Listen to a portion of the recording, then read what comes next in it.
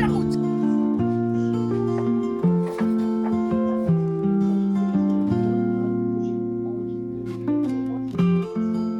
Et coucou, j'espère que vous allez bien. Je vous retrouve aujourd'hui pour une nouvelle vidéo qui va être un vlog lecture qui va s'étaler sur tout le mois de mars.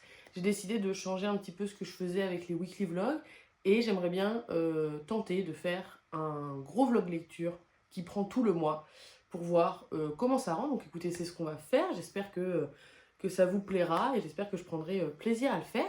Du coup, je me suis dit que ce serait cool parce que ça me mettrait un peu moins la pression de vous prendre très régulièrement comme dans un weekly vlog, puisque là ça s'étale sur tout le mois et le but c'est de vous faire en gros des petits updates lecture au fur et à mesure de ce que je lis, vous donner mon avis, etc. Là on est le 2 mars, j'ai déjà des petits updates à vous faire puisque j'ai déjà terminé un livre hier, j'ai des lectures en cours, donc je vais vous parler de ça tout de suite. Donc le premier livre que j'ai terminé hier du coup c'est Le livre de ma mère de Albert Cohen. Qui est donc un livre dans lequel Albert Cohen parle de sa mère, évidemment, sa mère qui vient de décéder, et enfin qui vient de décéder, qui est sa mère qui est morte en tout cas. Je ne sais pas si c'est très récent au moment où il écrit le livre. Et en gros, c'est un très court livre qui fait à peine 200 pages, je crois, dans lequel il va parler du décès de sa mère, des répercussions que ça a sur lui, etc. etc. C'est un livre que j'ai bien aimé. Il y a une écriture quand même assez singulière, j'ai trouvé qu'il y avait des beaux moments, voilà, des jolies phrases, etc. Mais le petit défaut pour moi, je trouve que c'est quand même... voilà, il y a un petit côté où on voit que c'est un homme qui écrit sur sa mère et ça tourne quand même beaucoup autour de ce que... enfin, c'est un livre qui s'appelle Le livre de ma mère, mais c'est quand même un livre qui tourne beaucoup autour de lui plutôt qu'autour de sa mère. Et au final, on parle peu de sa mère en tant que femme et en tant que...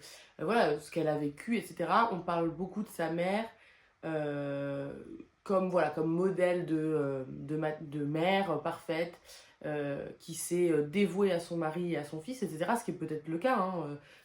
Voilà, j'ai pas plus d'infos sur la vie personnelle d'Albert Cohen, mais ce qui est peut-être le cas. Mais du coup, c'est vrai qu'il y a ce truc quand même où on a envie d'en savoir plus sur la femme qui est sa mère plutôt que juste son rôle de mère. Mais bon, c'est un peu... c'est ce qui est compliqué puisque évidemment le livre parle du point de vue du fils qui parle de sa mère.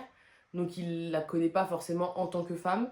Mais en tout cas, c'était un livre qui était quand même beau et qui était aussi quand même assez triste. Voilà. Pour ce qui est des lectures en cours, j'ai deux lectures en cours. J'ai d'abord The Graham Effect de Elle Kennedy, qui est le premier tome de Campus Diaries, et qui est donc un livre qui est dans l'univers de la grande saga of Campus, Braillard University, etc. Là, on est avec Gigi, qui est donc la fille de Gareth Graham et de Anna, du tome 1, du tout premier tome de la saga of Campus, qui est à l'université, qui est hockeyeuse dans son équipe universitaire. Et en fait, ce qui se passe à ce moment-là dans l'histoire, c'est que Braillard fusionne avec la fac d'à côté, donc avec Eastwood, et du coup les équipes de hockey, l'équipe de hockey masculine d'Eastwood est absorbée par l'équipe de Braillard, donc des nouveaux hockeyeurs arrivent à l'université, et il va y avoir une histoire entre Gigi et Luc, qui est le nouveau co-capitaine de l'équipe de Braillard. Voilà. Pour l'instant, j'en suis à 200 pages, il est quand même assez long puisque je crois qu'il fait plus de 700 pages. Pour l'instant, j'aime bien. Je ne suis pas transportée ou quoi pour l'instant. Il ne s'est pas passé grand chose dans ces 200 premières pages. Donc c'est ce que je vais lire sur les prochains jours. Et puis en même temps, je suis en train de lire The Long Game de Rachel Reed, qui est donc là dans la saga des Game Changers, qui est le tout dernier tome. J'ai lu toute la saga assez rapidement quand j'ai découvert la série Heated Rivalry, mais je n'ai pas lu celui-là encore, puisque on attendait de faire une lecture commune avec une copine. Et donc, je pense qu'on va le lire un peu tout au long du mois de mars. On avait essayé de fixer un planning de 2 chapitres par jour. On verra si ça tient, si on va plus vite, si on va moins vite. En tout cas, je vais le lire un peu au fur et à mesure de ce mois. Pour l'instant, j'ai donc lu les 2 premiers chapitres. Et j'adore déjà les 2 premiers chapitres. Donc, on suit toujours Shane et Ilya, les personnages du tome 2. Quelques années après, 2 ans après, je pense, la fin de Heated Rivalry. Enfin, en tout cas, ça se passe quasiment après le tome 5, si je dis pas de bêtises, si j'ai bien compris la timeline un peu. Et voilà, je vous en dis pas plus. Mais je pense que je vais adorer. Je me suis fait spoiler pas mal de trucs sur l'histoire, donc je sais un peu certaines choses qui vont arriver. Je pense que ça va être très émouvant, très dur à lire, mais j'ai trop hâte de le découvrir. Donc c'est un peu tout pour les lectures en cours. J'ai pas de gros objectifs lecture au mois de mars. Déjà, j'ai très peu lu au mois de février. Donc j'espère quand même lire un peu plus au mois de mars. Mon objectif principal, ce serait de vider au maximum ma palle. Ouais, j'aimerais bien vider au maximum ma palle. Je crois qu'il doit me rester une vingtaine de livres sur ma palle. Donc c'est faisable, j'allais dire. Je lirai pas les 20 livres en un mois, mais c'est quand même faisable de la diminuer grandement. Et puis voilà pour ce qui est un peu de la lecture classique. Mais j'ai aussi une revue à laquelle je suis abonnée. Je pense que je vous en parlerai peut-être dans le mois. Et j'ai 3 revues et demie en retard. Et ça, j'aimerais vraiment me remettre à jour, notamment parce que je ne me suis pas abonnée cette année à cette revue parce que j'étais tellement en retard que je me suis dit ça sert à rien de se réabonner, de recevoir des magazines, etc. alors que je suis en retard. Mais comme dit, je vous en reparlerai dans le mois quand je le lirai et quand j'avancerai, j'espère. Voilà, écoutez, on va se retrouver, je ne sais pas quand dans le mois encore, quand j'aurai des petites choses à vous raconter au niveau lecture. J'espère que ce sera un beau mois de lecture et que vous apprécierez le suivre avec moi. Voilà.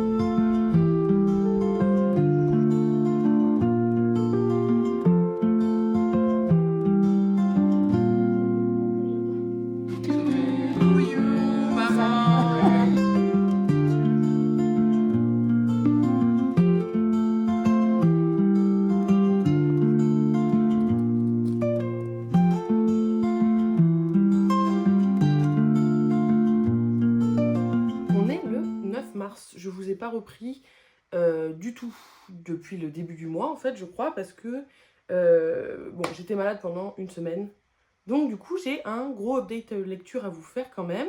On va commencer par les livres que j'ai terminés déjà. J'ai terminé The Graham Effect de Elle Kennedy. Je sais plus trop ce que je vous avais dit ou pas de ce livre, mais en gros j'ai bien aimé dans l'ensemble. J'ai trouvé que c'était chouette, c'est vraiment très romance classique, ultra classique, bah, comme ce que fait Elle Kennedy de toute façon. Enfin, en tout cas de ce que j'ai lu d'elle, je trouve que ça reste quand même des romances très classiques, romances sportives, romances universitaires, voilà, assez basiques, mais c'était quand même chouette. J'ai trouvé qu'il y avait, alors, dans mes souvenirs de ce que je me souviens quand j'ai lu Off Campus, mais ça remonte à quelques années donc je ne sais plus, j'ai l'impression qu'il n'y avait pas tant de scènes de smut que ça, et là il y a quand même pas mal de scènes. Est-ce que c'est le tome qui fait ça parce que leur histoire fait qu'il y a beaucoup de scènes de smut, ou est-ce que ce sera la même chose dans les 2 tomes qui suivent, je ne sais pas. En tout cas, j'ai trouvé qu'il y en avait plus, mais c'était pas mal fait, donc c'était pas forcément dérangeant. Donc voilà, dans l'ensemble, j'ai bien aimé les personnages, etc. Le seul gros point négatif vraiment qui m'a dérangé, j'ai détesté la fin. Il y a un espèce de... Alors c'est pas vraiment un plot twist parce que ça a rien à voir avec l'intrigue principale ou quoi, mais il se passe quelque chose pour nos 2 personnages, on va dire, à la fin. Et j'ai détesté, j'ai trouvé ça ridicule, j'ai trouvé ça pas crédible, j'ai trouvé que ça correspondait pas du tout au personnage de faire quelque chose comme ça. J'ai pas compris pourquoi ça sortait. Donc bon, ça m'a vraiment dérangé, mais sinon tout le reste du livre j'ai trouvé sympa. J'ai adoré aussi les personnages secondaires. Je les ai vraiment appréciés, je trouvais qu'ils étaient drôles. Mais c'est vraiment comme dans Off Campus et dans ce que fait Elle Kennedy de manière générale. C'est des espèces de found family où ils sont tous ils sont tous amis, etc. Et du coup, ça donne trop envie de découvrir la suite, puisque le tome 2 est sur une amie de Gigi et un des colocataires de Ryder. Et le tome 3, c'est sur un autre colocataire de Ryder, un ami de Gigi et une fille qu'on ne connaît pas, je crois, pour l'instant. Voilà, donc j'ai assez hâte de lire la suite. Et puis, j'ai terminé un autre livre. Je vais essayer de vous mettre la couverture. Mais j'ai terminé Priest de Sierra Simone, que j'ai lu en VO, du coup, parce que je crois qu'il n'existe pas en français. Alors, je crois qu'il a dû être traduit, je ne sais pas il y a combien d'années, et je pense que ça a été un échec parce que la suite n'a pas été traduite, mais je ne sais même pas si c'est sorti en papier en français. Je ne sais pas si c'est juste une traduction numérique peut-être qui a été faite, je ne sais pas trop. Alors moi je connaissais pas du tout cette saga, parce que du coup il y a plusieurs tomes, mais apparemment c'est des livres qui ont pas mal buzzé sur TikTok. C'est ça. Et du coup c'est une saga qui va suivre du coup les frères Bell. Et dans le premier tome on suit Tyler, qui est prêtre depuis peu de temps, qui est devenu prêtre suite à un drame, enfin une tragédie qui leur est arrivée, qui est arrivée dans sa vie. Du coup, il s'est tourné vers la prêtrise et voilà, il a redynamisé un peu l'église. Il a vraiment créé des liens avec sa paroisse, etc. etc. Et un jour, il y a une jeune femme qui arrive dans le... Comment ça s'appelle? Dans le confesseur, je ne sais pas si ça s'appelle comme ça. L'espèce de truc où il y a le prêtre d'un côté qui est caché par une fenêtre, une porte, et puis de l'autre côté il y a le pêcheur qui vient pour se confesser. Un confesseur? Je pense que ça s'appelle, je ne sais pas, bon bref. Qui vient dans ce truc du coup pour se confesser, qui n'est pas du tout croyante à la base, enfin qui n'est pas du tout de la paroisse, etc. Donc il ne la connaît pas, et elle vient pour se confier, raconter une partie de son histoire, etc. Et lui va devenir un peu obsédé par cette voix, par cette femme, etc.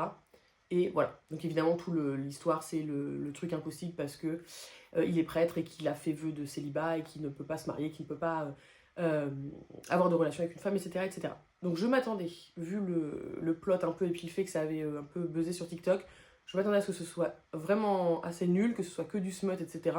Je l'ai lu un peu pour rire, et en fait j'ai trouvé ça très sympa. Alors effectivement, il y a beaucoup de smut.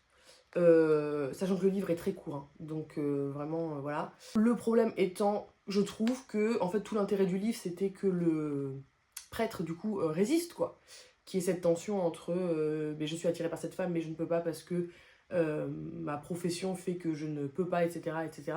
Et que du coup on soit sur cette tension pendant un peu, enfin je sais pas, pendant les 3/4 du livre, quoi. Et en fait le gros problème selon moi c'est qu'il craque très vite et que du coup bah il y a plus, enfin ça manque de cet intérêt, de cette tension, quoi, parce qu'il succombe très vite, et du coup, l'enjeu devient autre. Sans trop en dire, même si voilà, il n'y a pas grand chose à spoiler, vous vous doutez bien vu le résumé de ce à quoi ça peut ressembler. Mais j'ai trouvé ça sympa, j'ai trouvé que le prologue était hyper bien, hyper bien. C'est vraiment un prologue qui m'a marqué, ça donne vraiment envie de lire la suite. Je trouve par contre que, si vous n'avez pas l'habitude de lire en anglais, c'est pas hyper accessible, j'ai trouvé que c'était quand même un peu... Peut-être pas compliqué non plus, mais c'était pas ce que j'ai lu de plus simple en anglais, notamment parce qu'il y a beaucoup de vocabulaire lié à la religion et tout, évidemment. Donc quand on n'a pas ce vocabulaire, c'est un peu plus compliqué. Mais voilà, j'ai quand même bien aimé. Et puis du coup, pour ce qui est des lectures en cours, je suis en train de lire, du coup... Alors j'essaye de vous mettre la couverture aussi. Je suis en train de lire Midnight Mass, qui est le tome 1.5 de la saga. Je crois que ça doit être des anciennes couvertures, parce que je crois que les livres sont tous ressortis avec des couvertures beaucoup plus neutres et beaucoup plus jolies.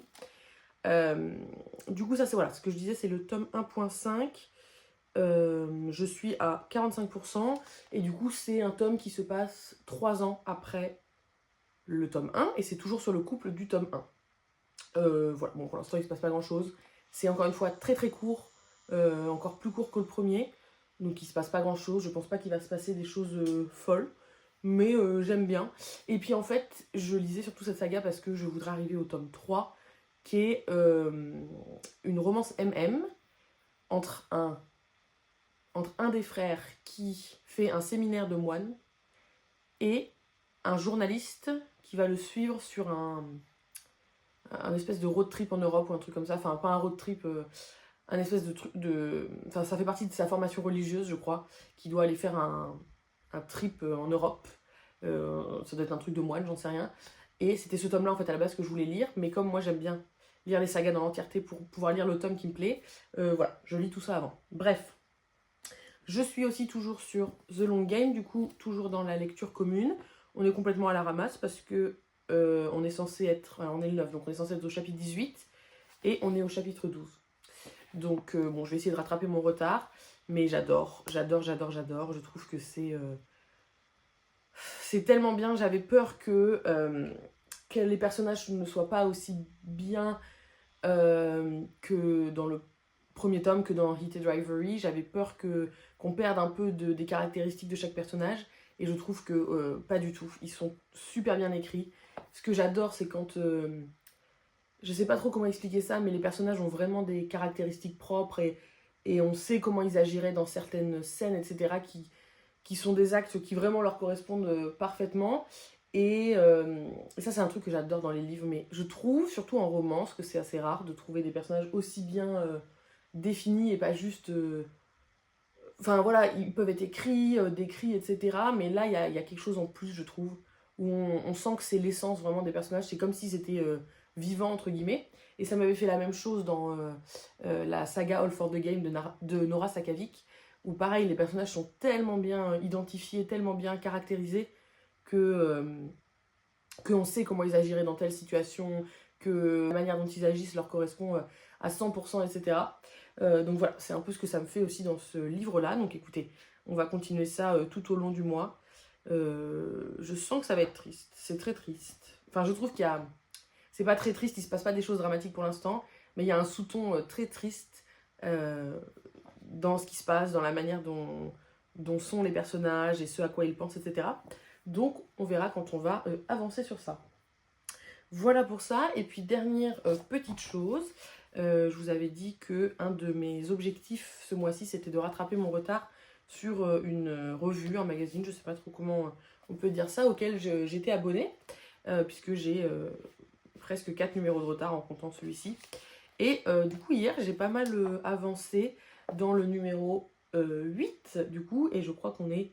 Alors enfin, j'allais dire on est au numéro 10, mais même pas, parce que moi j'ai arrêté mon abonnement comme j'étais trop en retard. Donc l'objectif c'est de rattraper mon retard pour pouvoir reprendre l'abonnement, parce que c'est toujours une revue que j'aime. Du coup, pour en parler rapidement, parce que comme ça vous saurez un peu de quoi je parle si je vous en reparle sur le mois, c'est une revue déjà qui s'appelle Cometa, qui a été créée il y a quelques années maintenant, quand la Russie a envahi à grande échelle l'Ukraine. Et voilà, c'est un magazine qui s'est créé en réaction à ça, qui était à la base une revue qui s'intéressait très majoritairement aux pays d'Europe de l'Est, aux anciens pays du bloc soviétique, et à tous les enjeux politiques, sociaux, mais aussi il y avait des grosses parties littérature, film, enfin culture de manière générale, à tous ces enjeux-là dans ces pays et ce que ça disait de l'Europe de manière générale. Donc c'était hyper intéressant. Et puis depuis quelques numéros, ils ont élargi un peu leur champ de vision, parce que maintenant ça parle du monde entier, principalement des pays en conflit. Mais voilà, ça s'est élargi au Moyen-Orient, enfin à peu près toutes les régions du monde en fait. Mais c'est toujours aussi intéressant, même si voilà, moi ce qui me plaisait c'était quand même le côté Europe de l'Est, mais ça reste présent parce qu'on parle encore beaucoup de l'Europe de l'Est, même si on parle voilà, de plein d'autres choses. Et puis là du coup dans ce numéro, il y a une grande partie qui est consacrée à l'amour en temps de guerre, c'est hyper intéressant. Et il y a aussi pas mal d'articles, enfin de parties qui sont dédiées un peu voilà, à ce qui se passe en Palestine. Et donc c'est hyper intéressant parce que c'est toujours plein de points de vue différents. Là par exemple vous avez Golshifteh Farahani, qui est donc une actrice iranienne qui raconte un peu voilà, ce que ça fait de naître en Iran, et puis après plus tard elle est arrivée en France, etc. Donc c'est assez intéressant. Il y a plein de points de vue différents, des sociologues, des photographes, des journalistes, des écrivains, etc. etc. Donc c'est toujours très intéressant. Et puis voilà, donc là je vais essayer de rattraper ce numéro. J'aimerais bien peut-être finir ce numéro aujourd'hui, et puis après avancer dans les autres numéros. Voilà. Comme ça au moins si je vous en reparle, vous savez de quoi je parle. Voilà. Et puis c'est à peu près tout niveau lecture pour l'instant. Donc je vous reprendrai la prochaine fois quand j'aurai autre chose à vous raconter sur mes lectures.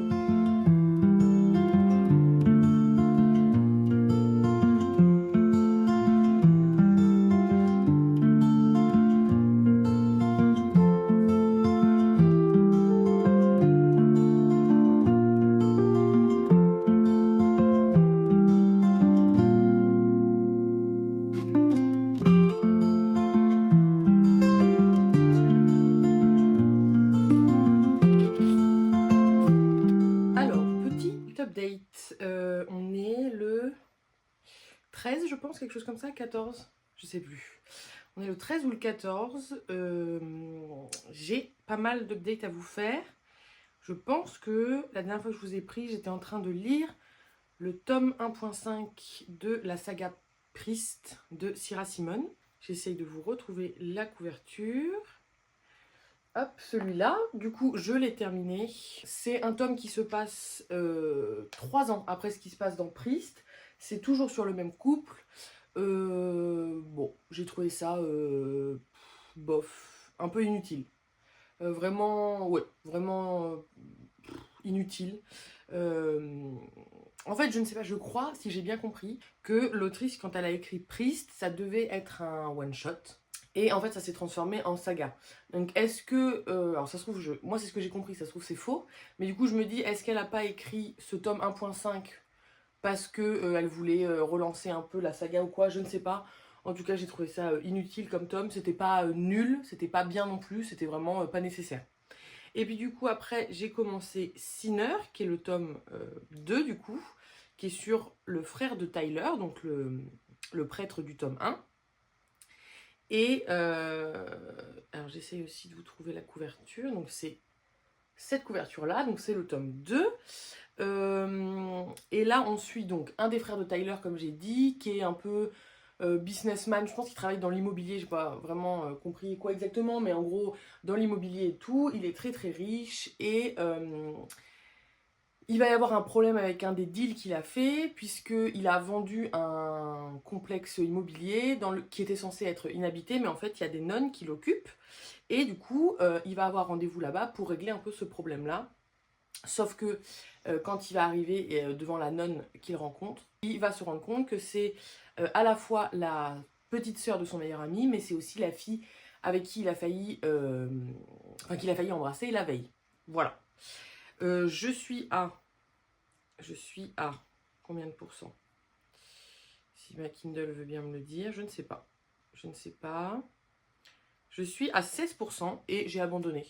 Parce que je déteste le personnage masculin. C'est vraiment le genre de personnage que je déteste. Déjà, il y a différence d'âge, qui est un truc que je déteste.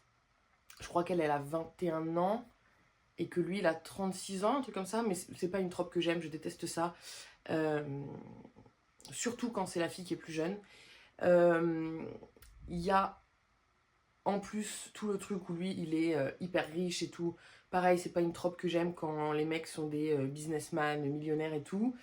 Et il y a ce truc de c'est la petite sœur de son meilleur ami. Bref, c'est pas des tropes qui me plaisent. Je trouve que le personnage masculin est insupportable. C'est vraiment le mec qui a couché avec toutes les femmes et tout, mais qui dit qu'il s'attache pas, et visiblement toutes les femmes sont à ses pieds, etc. Enfin bref, je déteste ce genre de personnage. Donc j'ai abandonné. Je pense que je lirai peut-être quand même le tome 3, puisqu'à la base j'y allais quand même pour le tome 3 dans cette saga, qui est du coup sur un autre des frères de Tyler du tome 1, et qui devient moine, si je dis pas de bêtises. Et c'est une romance MM. Donc peut-être que je lirai le tome 3 quand même. Bref, du coup j'ai abandonné ça. Donc j'ai commencé... Chienne de garde de Dalia de la Cerda, je sais pas si elle se dit comme ça, qui est une autrice mexicaine. Et du coup, dans ce livre, c'est un recueil de plusieurs histoires qui sont pour l'instant toutes écrites à la première personne. Je pense que tout sera écrit à la première personne. Et en gros, c'est des femmes mexicaines qui racontent un petit bout de leur vie ou comment elles en sont arrivées là dans leur vie, etc. Pour l'instant, je suis un peu déçue. Je sais pas exactement à quoi je m'attendais, mais pour l'instant, je suis un peu déçue. Je verrai en lisant l'entièreté du livre, mais pour l'instant, je suis à la moitié du livre. Et voilà, les nouvelles qu'on a eues, les petites histoires m'ont pas particulièrement touchée ou quoi. Donc je verrai en avançant plus. De toute façon, je pense que... mon objectif, c'est soit de le terminer aujourd'hui, soit demain matin, je pense. Puisque j'aimerais terminer aujourd'hui The Long Game. Puisque j'en suis à la page 350 sur 415, je crois.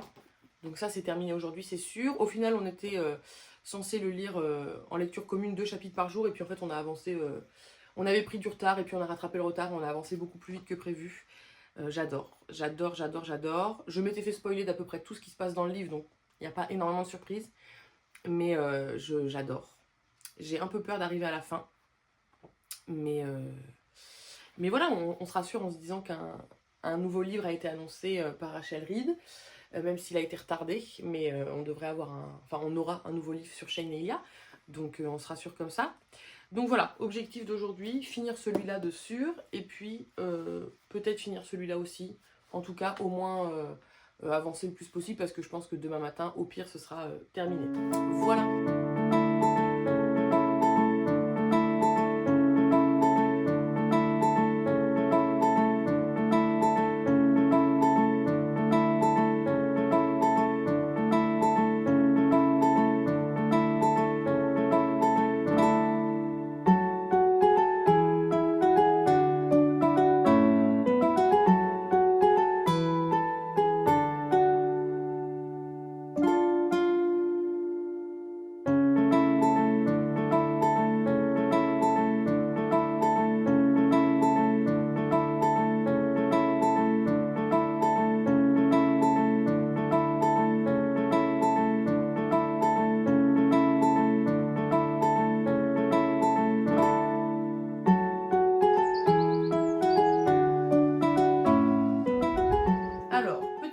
Parce que j'ai terminé 2 livres. Le premier, je ne l'ai pas avec moi, mais du coup, j'ai terminé The Long Game avant-hier, je pense. J'ai adoré. J'ai adoré. J'ai beaucoup pleuré. Mais voilà, globalement, c'était un gros coup de cœur. J'ai adoré. J'ai trouvé que c'était hyper intéressant la manière dont on avançait dans la relation des 2 personnages.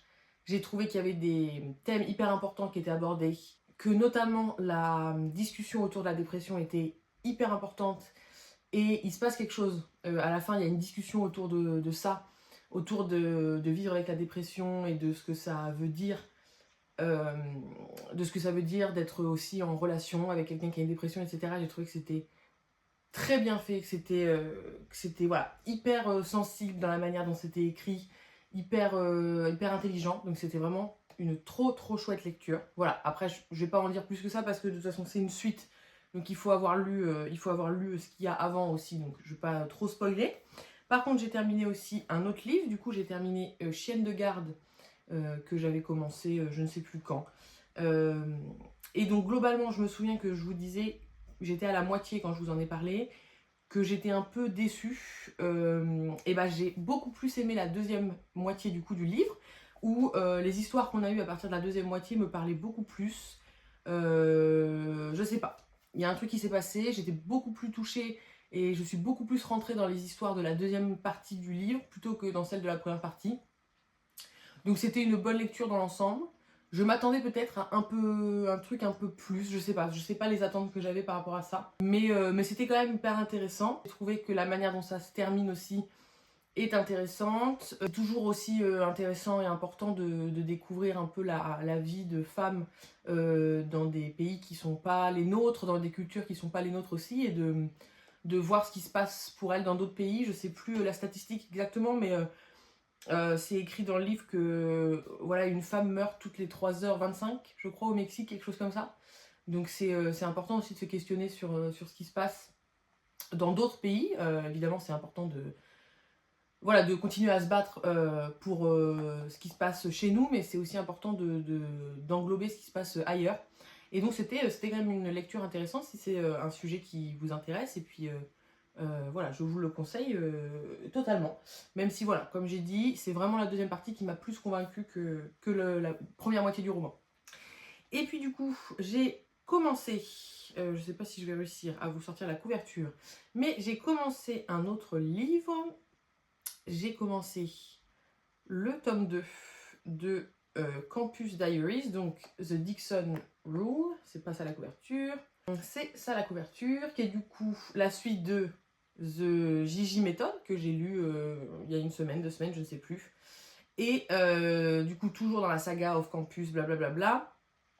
Et là, on suit Diana, une copine de Gigi, qui va se mettre, oui, la romance est entre elle et un ancien coloc de Ryder, qui est donc le personnage masculin principal du premier tome.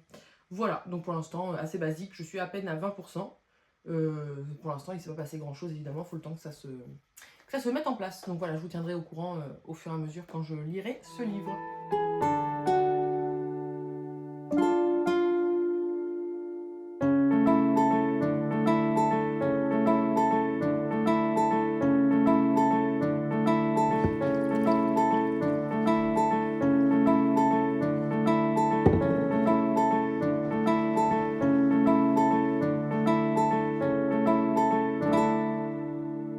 Bon, ça fait quand même pas mal de jours là que le vlog est un peu en pause, que je vous ai pas pris en tout cas pour vous parler de ce que je lisais. Du coup, j'ai quand même pas mal d'updates à vous faire, j'ai pas mal de choses à vous dire.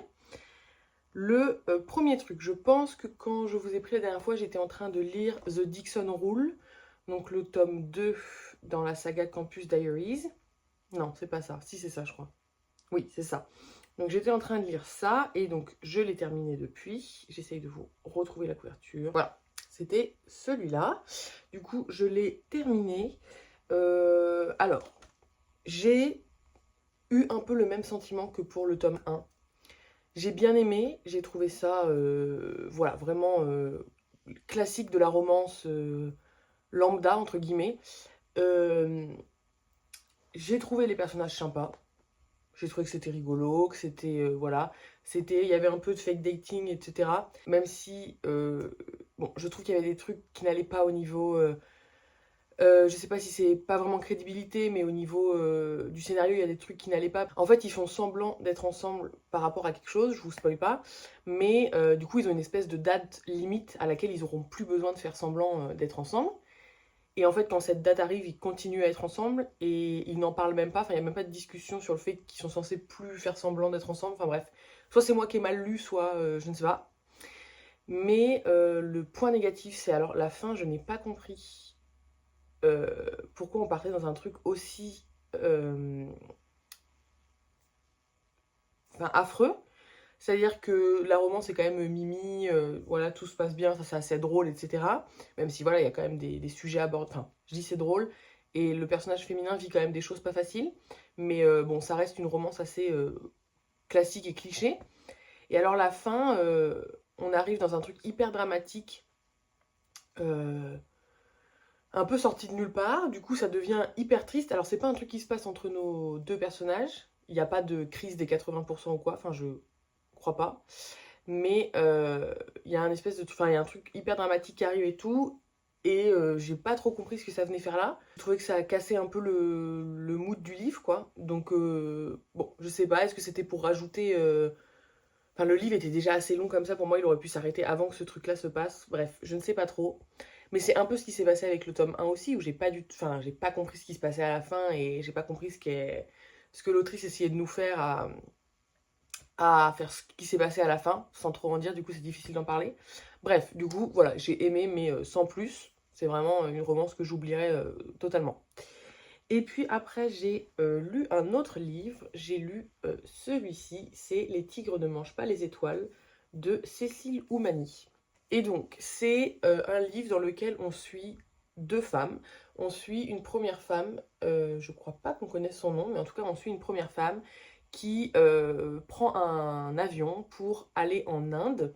Si je dis pas de bêtises, voilà, puisque son père vient de l'Inde, et son père vient de décéder. Donc elle veut se rendre en Inde pour voilà, retourner un peu sur les pas de son père, sachant que son père a quitté l'Inde quand il était assez jeune, mais voilà, elle a cet attrait pour l'Inde, elle a envie d'y aller pour découvrir ce que son père a vécu aussi quand il était jeune là-bas. Et en fait, il y a alors je sais plus exactement, mais il y a un espèce de problème avec l'avion. Bref, ils sont en escale, je ne sais plus où. Ils sont en escale, et elle va faire la rencontre d'une autre femme, à l'aéroport aussi, qui, elle, est afghane, si je dis pas de bêtises. Elle est afghane et elle prend l'avion, elle, pour se rendre au chevet de son père qui est en train de mourir, si je dis pas de bêtises aussi. Et du coup, elles vont se retrouver à discuter un peu ensemble, à se parler, etc. Sachant qu'en fait, la jeune femme qui est afghane a aussi des liens avec l'Inde. Enfin, dans son histoire personnelle, elle a aussi voilà, un rapport avec l'Inde, etc. Donc elles vont échanger par rapport à ça. Bon, globalement, je suis complètement passée à côté. Je n'ai pas... Pourtant, c'est vraiment le genre de récit qui peut me plaire, de par les thèmes abordés, du fait qu'on suive deux femmes, etc. Je suis passée complètement à côté. Je n'ai pas... Je sais pas, je suis pas rentrée dedans. En fait, on suit principalement du coup le récit de la deuxième femme, celle qui est afghane, puisque c'est elle qui va nous raconter un peu toute sa vie, tout ce qui lui est arrivé, tout ce qui fait qu'elle en est arrivée ici. Je suis passée à côté. Je sais pas si c'est l'écriture qui fait que j'étais pas dedans ou je sais pas. Voilà. Donc les thèmes sont intéressants. Si c'est quelque chose qui peut vous intéresser, allez-y. Moi, en tout cas, je suis passée complètement à côté. Et puis, troisième lecture et dernière lecture à vous updater. Je suis en train de lire actuellement, je n'ai plus le titre, The Charlie Method, qui est donc le tome 3 de la saga Campus Diaries. Comme ça, après, j'aurai fini la saga. Je vais essayer de vous trouver la couverture aussi. Donc, c'est celui-ci. Donc, dans celui-ci, on suit 3 personnages. On suit du coup Charlie, qui est une jeune fille qui est dans une sororité, qui est vraiment la petite fille modèle, première de la classe, etc. Elle est en études scientifiques et elle est aussi adoptée, elle est coréenne. Et elle a été adoptée quand elle était toute petite. Donc il y a, voilà, ça parle d'adoption, de tous ces questionnements-là aussi, de son côté. Du côté des garçons, puisque les deux autres personnages ce sont des garçons, on suit Beckett qui est un des anciens, des anciens colocataires de Luc, si je dis pas de bêtises, du tome 1, le personnage du tome 1, qui est donc hockeyeur dans l'équipe voilà, qui est dans l'équipe de Braillard, etc. Et le deuxième garçon qu'on suit, c'est aussi un des hockeyeurs, c'est Will, qui est lui le meilleur ami de... Enfin, l'ancien meilleur ami ou le meilleur ami de Case. Case qui était l'ex de Gigi du tome 1. Voilà, pour resituer un peu les personnages. Donc, c'était vraiment le tome que j'attendais le plus. C'est lui que je voulais vraiment lire. En gros, pour l'histoire, on sait déjà dans les autres tomes que Will et Beckett aiment bien coucher ensemble avec d'autres filles. Enfin, ils couchent pas eux ensemble, mais ils se partagent des filles ensemble. Voilà, on le sait dans les autres tomes, etc. Et donc là, on arrive au tome sur eux, avec donc Charlie, qui est un personnage qu'on ne connaissait pas dans les autres tomes, si je dis pas de bêtises. Bref, et en gros, il s'avère qu'ils vont se rencontrer sur une appli de rencontre, et que donc, voilà, il va y avoir un espèce de truc entre les trois. Là, je suis à peu près à un peu plus de 60%, je crois, et je ne comprends toujours pas où on va. En fait, dès le début, ma crainte, c'était, est-ce qu'on va dans un espèce de truc de triangle amoureux? Est-ce qu'on va dans un espèce de truc de couple à trois? Mais ce qui m'étonnerait quand même d'Elle Kennedy, qui fait quand même des romances un peu classiques. Donc ça m'étonnerait qu'on parte dans un truc comme ça. En même temps, je n'avais pas envie de triangle amoureux, parce que j'adorais les deux personnages. Enfin, j'adorais. J'aimais beaucoup les deux personnages masculins. J'aimais beaucoup Will, qu'on avait vu dans les autres tomes, un peu plus peut-être que Beckett. Donc, et là je suis à 60% et je ne comprends toujours pas où on va. Je pense avoir décelé le truc, et ça ne me plaît pas. Je vais pas trop en dire parce que, voilà. Mais donc, enfin, je sais pas. Du coup, pour l'instant, c'est honnêtement une grosse déception. Comme je dis, je suis à 60%. Bah, il se passe pas grand chose parce que je ne sais toujours pas vers où on va. En fait, à la fois, il se passe pas grand chose et à la fois, il y a beaucoup de choses parce que il y a toute l'histoire de Charlie qui a quand même une vie compliquée. Il se passe des choses par rapport à son adoption, à son identité, etc. Elle se questionne sur beaucoup de choses. Du côté de Beckett, on apprend aussi des choses sur son passé, sur son ancienne relation. On apprend aussi un peu ce qui se passe du côté de Will, même si on le savait, je crois qu'on le savait un petit peu dans le tome précédent, que voilà, il avait une relation pas facile avec son père, que sa mère était décédée quand il était très jeune, etc. Donc d'un sens, il y a beaucoup de choses, mais en même temps, il se passe pas grand-chose sur la relation, et c'est quand même une romance, donc c'est dommage.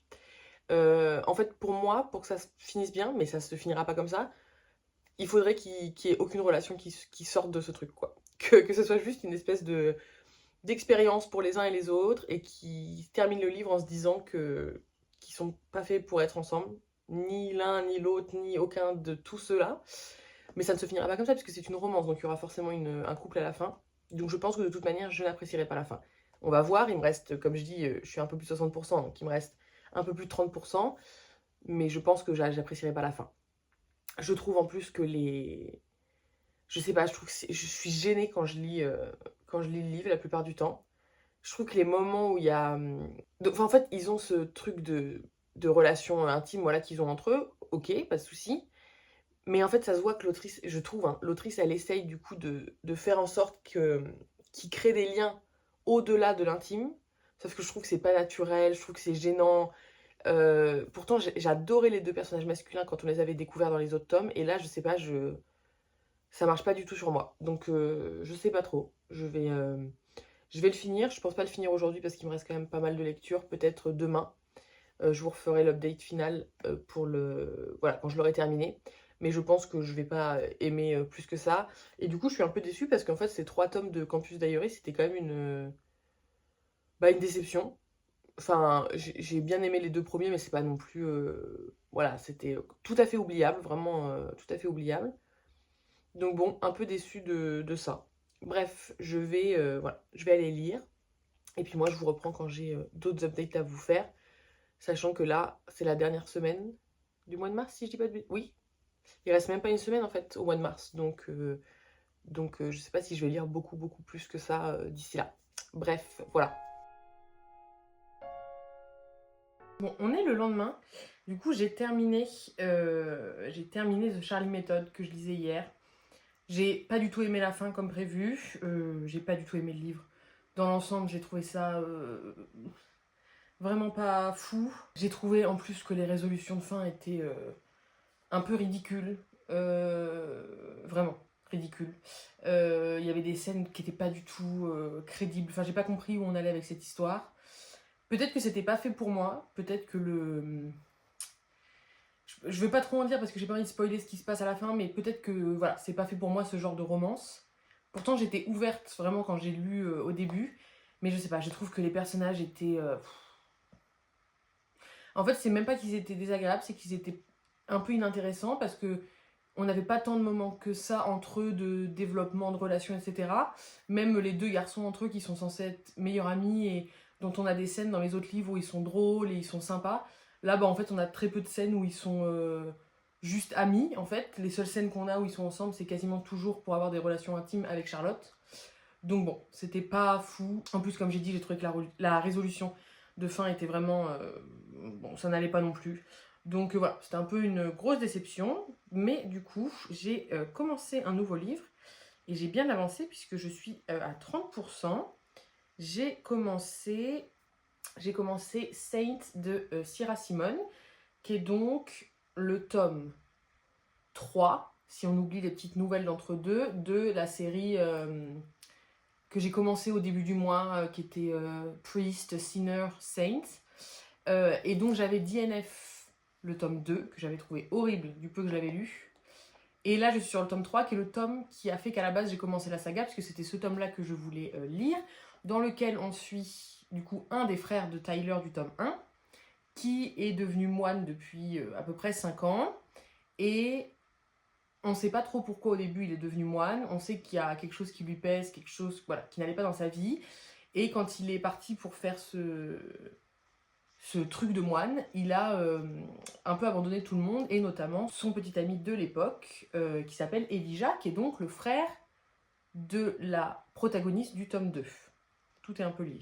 Voilà, donc là je suis à 30%, j'adore pour l'instant. J'adore comment c'est écrit. Je trouve que c'est un peu compliqué comme ce que j'avais dit pour le tome 1, je trouve que l'écriture est pas hyper facile en anglais. Après voilà, sûrement pour quelqu'un qui lit constamment en anglais, c'est tout à fait faisable. Moi je trouve que c'est un peu compliqué par moments, il y a beaucoup de vocabulaire que je n'ai pas, mais j'adore comment c'est écrit, je trouve que c'est très bien écrit. Pour l'instant j'adore les personnages, j'adore la relation. Je trouve que ça a l'air d'être pour l'instant beaucoup plus profond que ce que j'ai pu voir dans les autres tomes. Donc j'ai très hâte de continuer. Voilà. Je vous retrouve, on est le 31 mars, dernier jour du mois de mars, donc je viens pour clôturer un peu ce vlog lecture qui se sera étendu sur tout le mois. Entre-temps, depuis que je vous ai pris la dernière fois, j'ai lu tout ça. Voilà. Parce que donc j'ai fait un readathon de 48 heures que j'ai filmé, donc je ne sais pas si la vidéo sortira après ou avant, peut-être avant cette vidéo-là. Du coup, je vais pas tout vous réupdater parce que ça fait beaucoup de choses à vous raconter. Donc voilà, donc si vous êtes intéressé par toutes ces lectures-là, je vous laisserai aller voir le vlog du Ridaton. Juste rapidement pour vous montrer quand même ce que j'ai lu. J'ai d'abord terminé le manga Corps solitaire, c'était le dernier tome qui sortait. Voilà, bon, c'est un dernier tome, donc j'ai pas grand-chose à en dire. J'ai lu ce tout petit livre que je ne vais pas tenter de prononcer ni le nom de l'autrice ni le titre, qui est un tout petit essai, essai entre guillemets, un tout petit essai féministe. J'ai aussi lu L'éclipse de Serge Rezvani, qui est un livre autobiographique qui parle de l'Alzheimer de sa femme. J'ai lu Le Précieux, le tome 2 de Unfair, qui était la sortie que j'attendais le plus de l'année, que j'ai acheté et lu immédiatement.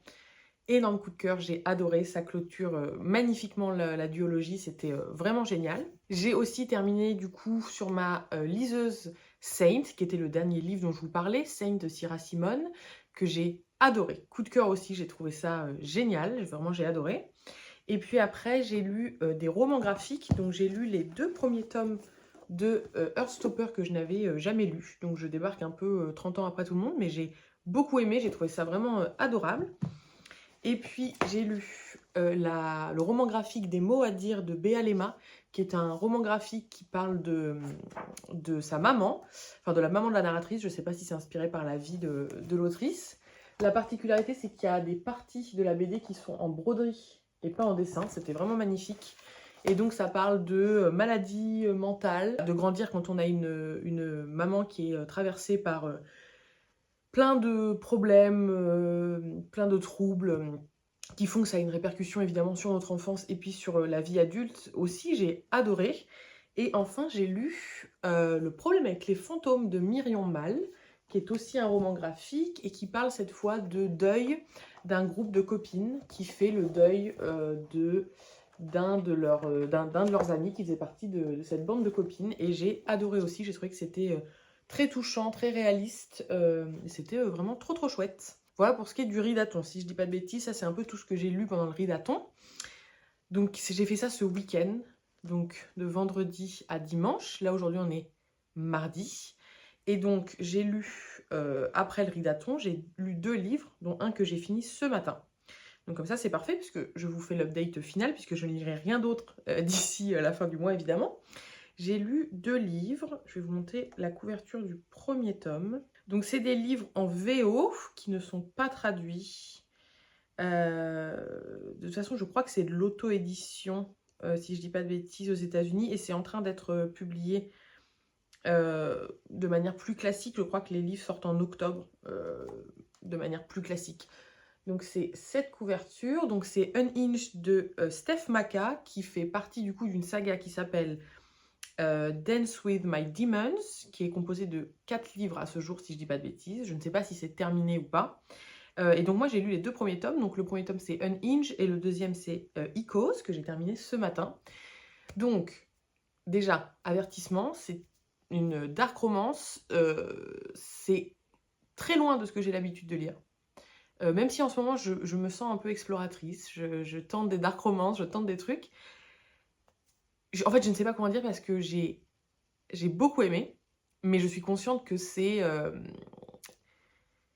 Enfin voilà, qu'il y a plein de choses qui vont pas. Je ne sais pas trop comment parler de ce genre de lecture. Évidemment, c'est des lectures qui ne sont à faire que si vous avez 18 ans et si, voilà, c'est pas des thèmes qui vont vous déranger ou quoi. Il y a une liste de trigger warnings énorme. Donc si c'est des choses auxquelles vous êtes sensible, allez voir les trigger warnings.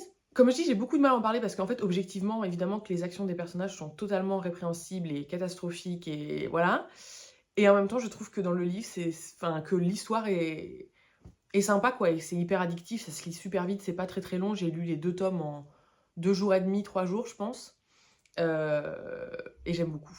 Voilà, donc je vais pas en parler plus longtemps que ça. Allez checker les trigger warnings. Ne lisez pas ça si c'est des sujets auxquels vous pouvez être sensible. Il y a quand même des choses très graphiques, etc. Mais moi, j'aime bien. Je sais pas à quel point c'est dark dans la dark romance, parce qu'en fait, il n'y a pas de choses, par exemple, non consenties entre les personnages ou quoi. Je pense que ça, c'est ma limite à moi. C'est vrai que des fois, quand j'entends des recommandations de dark romance et qu'on parle de rapport non consenti entre les personnages, je peux pas comprendre qu'après on parte en romance. Enfin ça c'est un peu ma limite, c'est ce qui m'était arrivé, je crois le mois dernier quand j'avais lu le premier tome des McCoy, où en fait il y a clairement une scène pendant laquelle le personnage masculin agresse la protagoniste féminine, et donc moi ça a été un énorme frein puisque je ne peux pas croire à cette romance après ce qui s'est passé, surtout quand l'agression n'est pas nommée comme telle et qu'on fait comme si c'était une situation normale. Bref, je m'éparpille un peu, mais voilà, faites attention quand même à ce que vous lisez. Voilà, je vous ai pas trop parlé de ce que ça raconte, mais en gros, on est dans une espèce de fondation qui est un asile, une espèce d'asile, où sont envoyés des jeunes qui ont commis des crimes. Mais la particularité, c'est qu'ils ont tous des troubles mentaux, et c'est pour ça qu'ils sont placés là, en échange de la prison, entre guillemets. On les place dans cette fondation, qui est une espèce de fondation un peu truc de charité, où les gens donnent de l'argent, enfin... Bon, c'est un peu particulier, on en découvre un peu plus dans le tome 2, donc je vais pas trop en dire. Mais voilà, ces jeunes sont placés là-dedans, et nous on suit Avery, qui vient d'arriver dans cet endroit, et qui va faire la rencontre de tous les autres jeunes qui font partie de ce truc. Sachant qu'aussi, j'ai pas précisé, mais c'est une saga, enfin une série White Shoes, donc où la protagoniste féminine est avec plusieurs personnages masculins. C'est pas du tout une trope qui m'attire, je pense pas que ce soit quelque chose que j'aime particulièrement, mais je sais pas, je trouve que là, c'est bien fait dans le truc. Bon, je me sens un peu coupable d'aimer, j'ai l'impression, cette saga. Donc voilà, à part vous dire, faites attention à ce que vous lisez, renseignez-vous avant de lire. Moi, j'ai beaucoup aimé pour l'instant ces 2 premiers tomes, donc voilà. Et puis voilà pour ce grand vlog du mois de mars. J'espère que ça vous aura plu. Du coup, c'était un peu un test, c'était le premier vlog lecture sur un mois. J'espère que ça vous aura plu, que vous avez fait aussi des bonnes lectures ce mois-ci. N'hésitez pas à me dire en commentaire ce que vous avez aimé lire ce mois-ci, ce que vous avez découvert. Moi, je vous dis merci d'avoir regardé. N'hésitez pas à mettre un petit j'aime et à vous abonner si ça vous a plu. Et je vous retrouve dans une prochaine vidéo.